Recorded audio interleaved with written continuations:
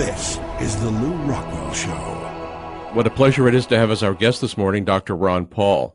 Ron is, of course, the author of many books, most recently In the Fed, and he has an extraordinary new book coming out on April 19th called Liberty Defined, the 50 most important issues that affect our liberty. Ron, of course, is also the chairman of the Subcommittee on Monetary Policy. But Ron, before we get into all that and what's happening with both past and future committee hearings, I wanted to congratulate you on what you did to Ben Bernanke yesterday. And I noticed that the New York Sun editorial this morning correctly described it as you're having eclipsed Ben Bernanke and shown him up as, we won't say a liar, but as somebody who is at least peddling falsehoods, even if he believes in them. Yeah, I enjoyed reading that, and it was very generous. Seth Lipsky wrote that, and he used to work for the Wall Street Journal, and he understands a little bit about sound money. But I thought he was very generous in complimenting me on that, little interrogation there. But sometimes I get a little frustrated because you don't get very much time to cross-examine. They throw this stuff out, but usually the cross-examination comes on the internet. Everybody follows up and chimes in and starts talking about who said what. And so they like to close you out on time, but in this day and age, nobody gets closed out because it gets on the internet. Although I do have to say, I think they shut you up early. I don't believe you got your 5 minutes. I think that you were right about that. I'm going to have to go back and time that with a stopwatch. Well, they tend to do that at times because they're still, although we did get a lot of support last year on the audit the Fed bill, there's still behind-the-scenes support for the Fed. Interestingly enough, I'm not sure the members are so keyed in on that as much as well-placed staffers in various parts of all committees, both on the Republicans and the Democratic side. I can remember you saying some years ago that the worst congressmen were the ex-staffers. That is true. They know the system and they can manipulate so many. And that's why I was always pleased with my staff, is that they were driven philosophically, and I didn't have to be checking up on them all the time. Other members quite even admit to me that, he doesn't agree with me on this, so I have to be careful. And we even have some of them will call our office and talk to our staffers to double check when they want to really know what's going on. Of course, there was that historic first meeting you had of your subcommittee when you had Tom DiLorenzo and Dick Vetter testify.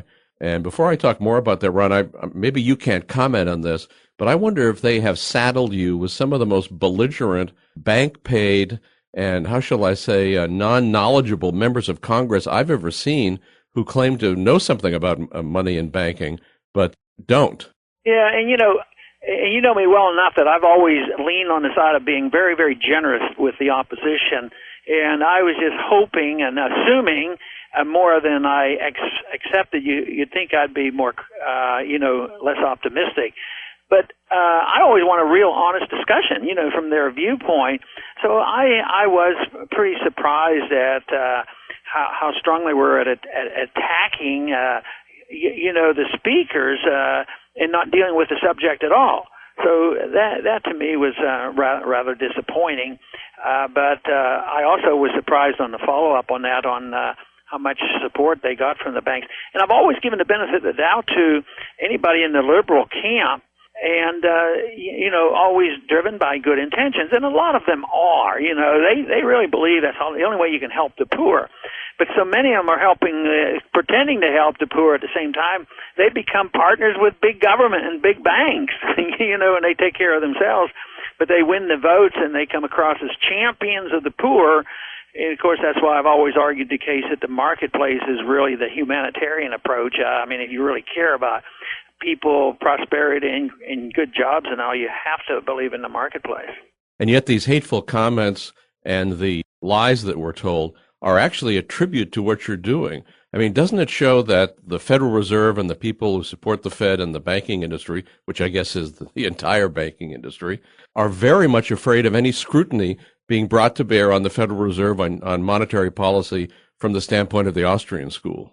Yeah, and I work with the assumption that eventually the truth wins out. I know sometimes it takes a while, but truth won out about the fakery of the Bretton Woods Agreement. Finally, the market overwhelmed. And I even told Bernanke this. I said, you have an opinion about gold, and I have an opinion, but it's irrelevant. It's not my opinion. He's arguing against 6,000 years of history and the natural tendency for people to want to use something of real value in exchange. It's no more complicated than that.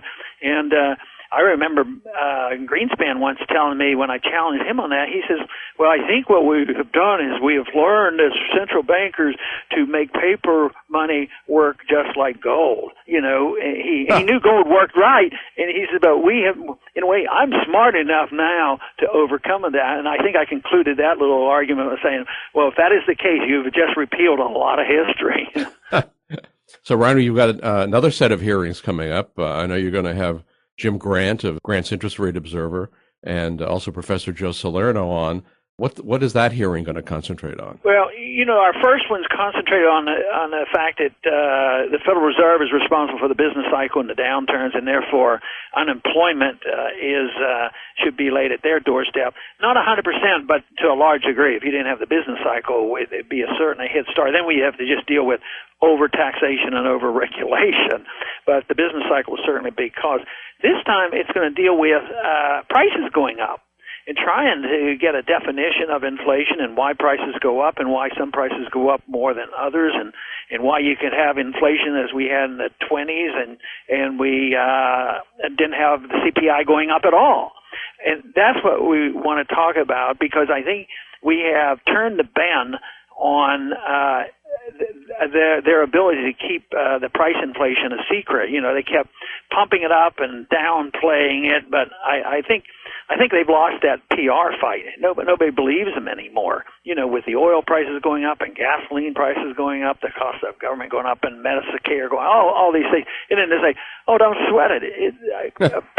Price inflation is only 2%." And Bernanke said the other day, he says, "My goal, and I know I can do it, is the right amount of inflation." He says, "We don't want too little and we don't want too much, and I know how to turn it off immediately." I think he said that in a public interview. I have 100% confidence that I can turn that off. Yeah, by crashing the economy, he can turn off the price increases. Yeah, if even then though he can't do it if he destroys the money. They were surprised about stagflation in the 70s. What is their surprise going to be like when they have an inflationary depression? Ron, you mentioned oil. Brings to mind North Africa, what's happening in the whole Arab world. I was pleased to see your grilling of Hillary Clinton the other day at the International Relations Committee, the old Foreign Affairs Committee, when you tried to talk some sense to her. Yeah, and probably the statement that bothered me the most, and I brought it up, but she really didn't address it, is that in dealing with Libya, nothing is off the table. And I even said that statement originally came from the previous administration when they talked about the Middle East, and what they were referring to was the fact that they would actually use nuclear weapons, because that was the question I think I asked Bush was, would that be taken off? Nothing's taken off the table. So I don't think that means, I'm not putting words in her mouth, that they're thinking about it or willing to do it, but they are definitely willing to use military power, and then who knows, as we speak, they may be getting very close to it, and it's insanity. And even some of the military people are now starting to back off because they know it's insane. I mean, with the so-called victory in Iraq, and what do we have there? A government that suppresses dissent even worse than some other countries. And we have the bogging down in Afghanistan, the bombing of Pakistan, and our threats toward Yemen and Somalia. So we're going to send in military troops into Libya. And then they wonder why we have a financial crisis on our hand. But the market, once again, is going to win out on this. There will be a limit. Empires can't go on forever, and we may be fast approaching, because this all can shift rather quickly. Although the dollar is still the kingpin, people still use dollars. They're less enthusiastic about it, and one of these days they're going to just decide not so much to all run to the yen and the euro, but the people holding currencies around the world may rush to commodities, And of course, we're in the middle of a commodity boom right now, and that may continue, and that will turn our domestic welfare system around. It will turn around, our foreign policy as well, and it won't be favorable. In your appearance with Elliot Spitzer the other day, you kept trying to make the point that he didn't want to hear, of course, that the military needs to be cut, that the empire needs to be cut. He kept trying to put words in your mouth that, first of all, Social Security, Medicare, and Medicaid should be cut. But I always think that from a political standpoint, your position of why the military needs to be cut first, all the foreign bases, the empire, and so forth, and then we can worry about these other things, which are, of course, politically, as far as the average American is concerned, much more difficult. Yeah, when they do that, they say, the statement he wants to say is, you want to slash medical care for the elderly and the children. And therefore, that's impossible, so there will be no cuts. So if you turn it around and say, everything should be cut, none of it's constitutional, we should work in that direction, but why not work on cutting the military, this militarism and what we're doing overseas? And yes, we can cut the rest and work into it and let people opt out. Let the next generation just get out of it. They talk about opting out of Obamacare, but what about the opportunity for all of us to opt out of the whole government system? That's what we really need. This is where I'm encouraged.